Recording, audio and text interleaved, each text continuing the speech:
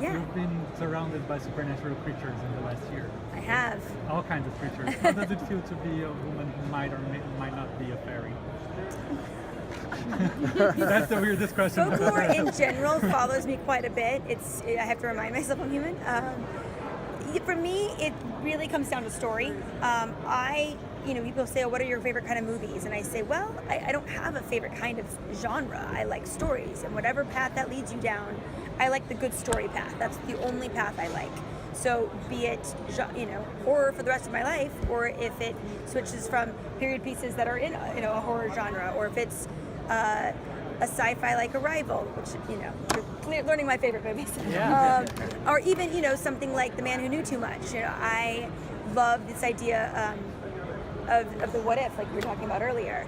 And that what if, Doris Day and her mind spinning is almost worse than what is the reality as bad as what she's imagining. And, that's not too far from the theme of lore, and in particular, the episode that I was working on.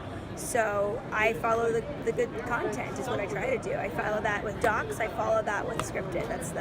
And I follow that with podcasts. So that's mainly what I try to do. And I follow it with magazines as well. I mean, magazines there's magazines now that are doing pop-up live variety shows.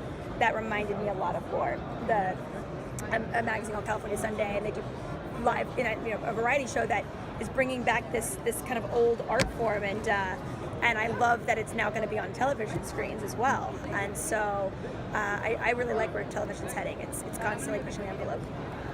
So for both of you, since you brought up podcasts, what podcast do you listen to if you listen to any?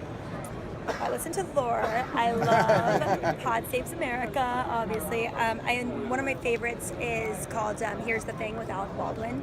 Okay. He does excellent interviews. Who knew he had Oprah level interview skills? Really?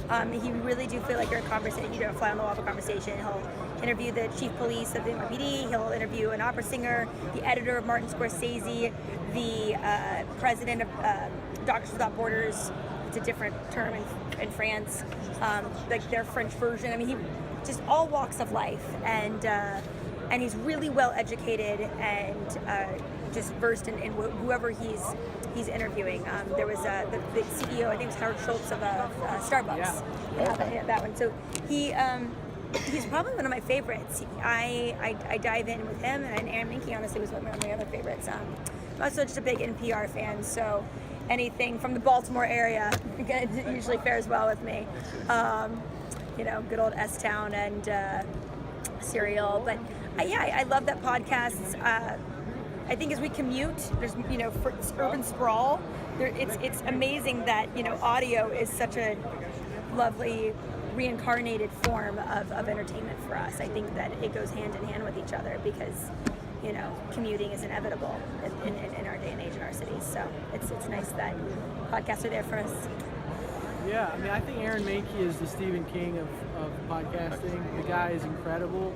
I love lore, and that's kind of what made all this possible, obviously.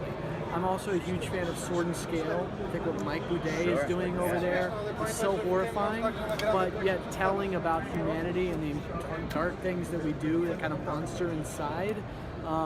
Is terrifying. When I listen to this podcast, sometimes I have to pause it. I'm like, I can't handle this, but I'll go back to it. That said, I am a homer for horror. I love everything from The Exorcist to The Human Centipede. I like it all. But Sword and Scale is the most horrifying thing I've ever listened to in my life.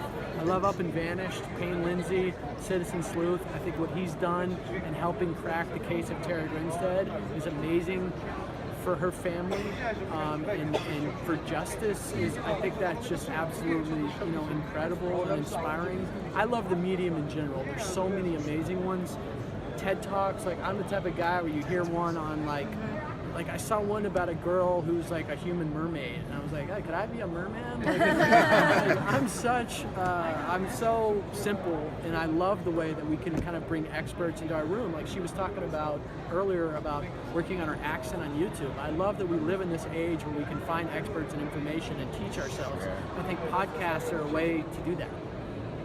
Even adventure, just to segue for a second, I mean, Red Bull Media House has a couple podcasts that actually take you on what it feels like audibly of slacklining or mountaineering or ice climbing. And so, I think that podcasts are pretty incredibly descriptive, considering you're not seeing anything these days.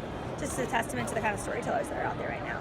Yeah. Citizen Sleuth, I'm gonna have to get a list from him. It's a good one. I love that Spotify is now programming original podcasts. I'm very excited for what Courtney is doing over there. I love what Apple Music, is doing and building over there. But also, I think it's a medium that allows what would traditionally be outsiders to Hollywood, right? Yeah. Aaron Mahnke didn't go to New York Film School.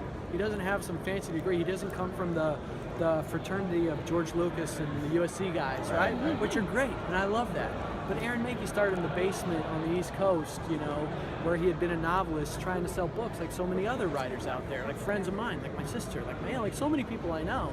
And yet he was able to get his product out there, his stories out there, his passion out there initially, and I should let him tell this story, but initially to grow his mailing list, right? It was kind of like a byproduct. It wasn't like, let me start this phenomenon and grow. It was like, hey, let me do this to grow my mailing list. He grew his mailing list all right. Yes. Amazon viewership. Yeah, and now he's got a show where he's working with Galen Hurd and Glenn Morgan, and I'm lucky to be a part of it and help bring it to the screen. But Ben Silverman always tells me that the best stories come from real talent, and real talent is Aaron Mahnke. So we were joking before.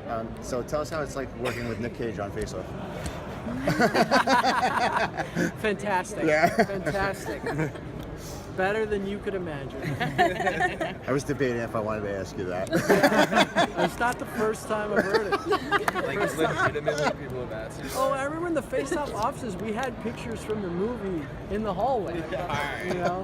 Like we were all in on the joke for sure. For sure. But on the subject, how do you go from Face Off to Laura? Such different shows.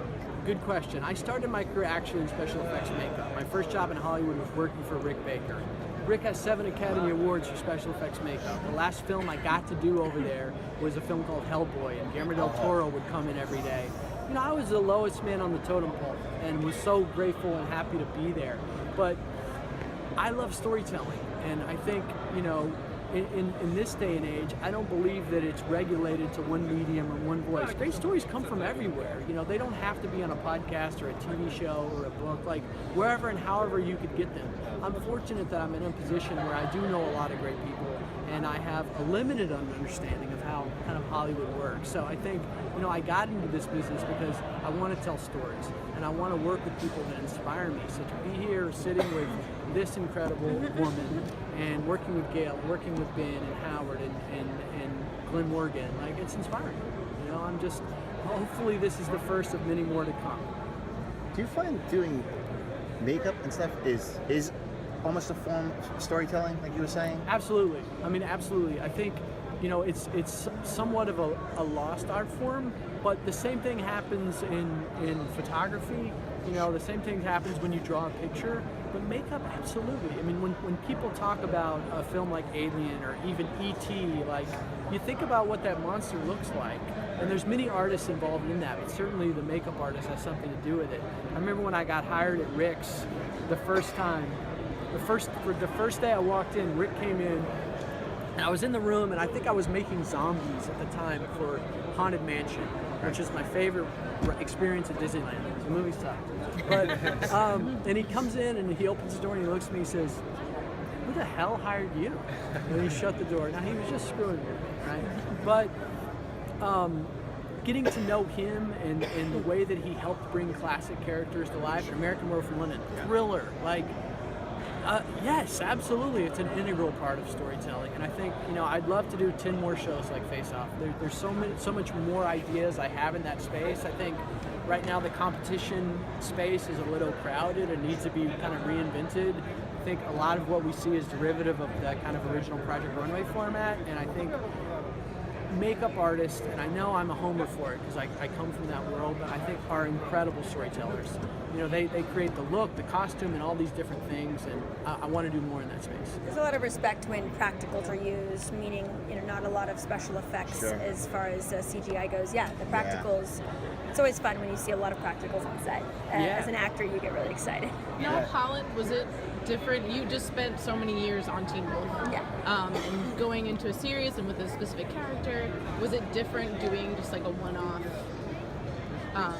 character so closely after you were finished? Yeah, it was a matter of, it was like 2-3 weeks after I was done filming that I flew to Atlanta to do this project, and I was nervous because I felt like I was going in on my first job interview in so many years. I felt a little dated and rusty, and was just nervous. I had never acted outside of Teen Wolf for literally years, and so I had become on Teen Wolf like a news junkie. I'd become a doc obsessive nerd fan, fangirling on those things, and I haven't quit in that genre, but I was getting my feet wet again, and so I was just so blessed to have an amazing cast and really friendly, approachable, grounded creative that come from pretty spectacular corners of this industry. So I know everyone says this, but it's true. You're just grateful, and it passed in the blink of an eye. And I tried to savor each little moment because I didn't want to forget what it first felt like. But to play an accent, a girl from a different country, a different time period, and an entirely new cast, I was nervous. All right. Thank you guys so I was much. nervous. I don't want to end on that. That's nervous.